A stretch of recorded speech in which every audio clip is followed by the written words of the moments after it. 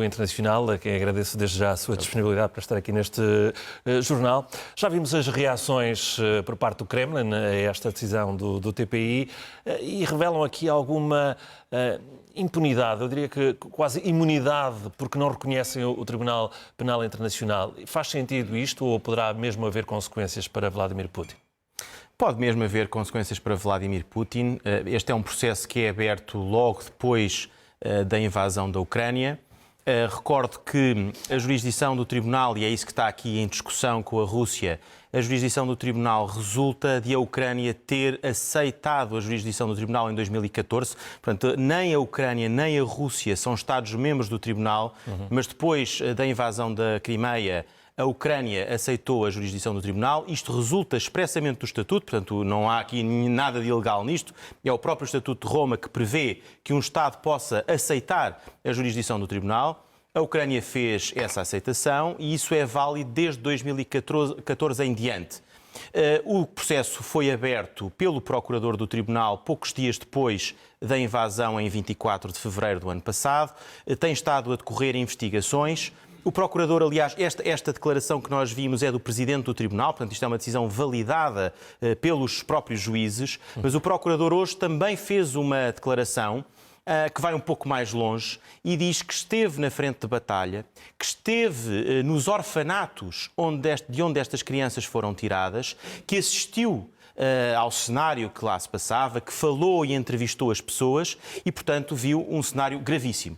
Este processo tem decorrido, vários Estados têm aderido ao processo, incluindo Portugal e dezenas de outros, têm vindo ao processo fazer declarações, denúncias, reforçando a importância deste processo e, portanto, hoje é uma decisão histórica, isso foi dito por alguns responsáveis políticos, é uma decisão histórica porque é a primeira vez que o Tribunal Penal Internacional emite um mandado de detenção contra um líder de um grande Estado. Um Estado que é membro permanente do Conselho de Segurança das Nações Unidas. É muito significativo. Mas ainda assim, se ele se refugiar em Moscovo ou na Rússia ou os países que não reconhecem o Tribunal Penal Internacional, ele pode passar ao lado daquilo que será o processo que aparentemente já foi desencadeado?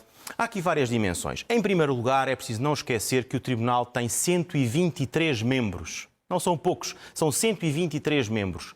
O Presidente da Rússia, e se a Rússia quisesse ser um membro permanente da comunidade internacional, um membro de pleno direito da comunidade internacional, o Presidente da Rússia neste momento não pode viajar para 123 países. Isto coloca-o no patamar de um pária, daquilo que só aconteceu no passado a líderes de Estados africanos autocráticos e, portanto, isto coloca-o num plano que certamente a Rússia não quer estar no direito internacional.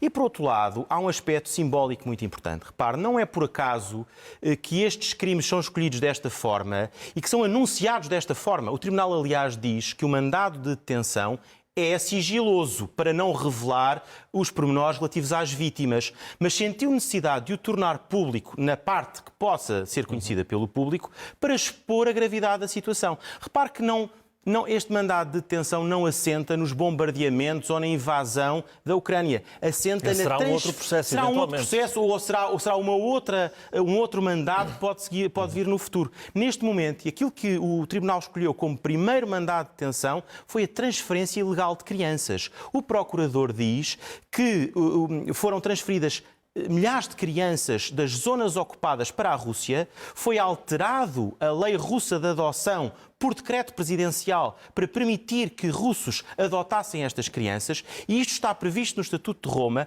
tipicamente, está lá tipificado, como um crime de guerra, porque a transferência de crianças de uma zona ocupada para o território do Estado ocupante é claramente um instrumento de guerra, um instrumento para fragilizar o adversário. E portanto, é isso que está aqui em causa. Ou seja, há também uma dimensão simbólica. Hoje não é mais possível alguém poder dizer que a invasão da Rússia não é ilegal. Recordemos que Putin começa em 24 ou 23 de fevereiro do ano passado por dizer que estava a defender a Carta das Nações Unidas, por defender que estava a defender a autonomia territorial daquelas regiões. Isso hoje não é mais possível dizer quando temos um tribunal internacional a emitir um mandado de captura contra Vladimir Putin. Portanto, ele fica numa situação muito isolada, com os seus movimentos muito condicionados e, eventualmente, eu quero acreditar acreditar que no futuro ele acabará por ser presente ao Tribunal, não tenho dúvidas sobre isso. Mas até lá, a investigação e o processo pode avançar?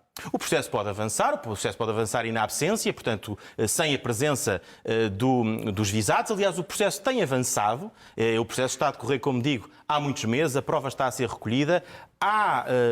E o Procurador hoje disse, há equipas do Tribunal que estão no terreno a recolher provas, que estão a dar indicações às equipas forenses ucranianas sobre a forma como essas provas devem ser recolhidas.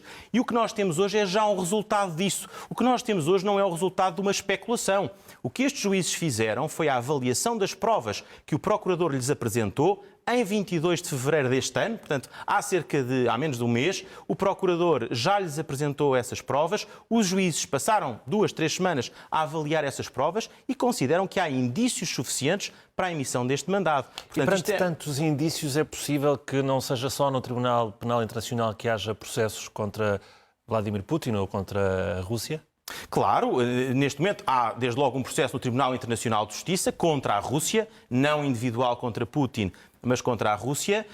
Nos tribunais ucranianos há processos abertos contra os altos responsáveis russos, contra Vladimir Putin e também contra os militares no terreno e as FIAs militares no terreno. Pode ser criado um tribunal de raiz? Isso foi discutido. Aliás, Volodymyr Zelensky propõe isso no discurso que faz às Nações, na Assembleia Geral das Nações Unidas em setembro último, porque há uma parte dos crimes que não podem ser julgados por este Tribunal Penal Internacional, que tem a ver com o crime de agressão. Portanto, este crime que está aqui em causa, o crime de guerra, o tal de deportação forçada de crianças e civis por violação da Convenção de Genebra, mas o crime de agressão não pode ser julgado pelo Tribunal Penal Internacional porque está fora da jurisdição nos termos em que a Ucrânia a aceitou. E Zelensky propõe a criação de um tribunal especial, a Comissão Europeia já apoiou essa pretensão, portanto há ainda essa via. Eu recordo que no passado tivemos Nuremberg, Tóquio, tivemos a ex-Jugoslávia, tivemos o Ruanda, portanto vários precedentes de tribunais especiais criados para o efeito. E certamente é uma possibilidade aqui. Mas o que eu acho que é histórico hoje é que algumas pessoas começavam a ter descrença sobre a possibilidade do Tribunal Penal Internacional existente chegar a conclusões sobre este caso e elas aí estão.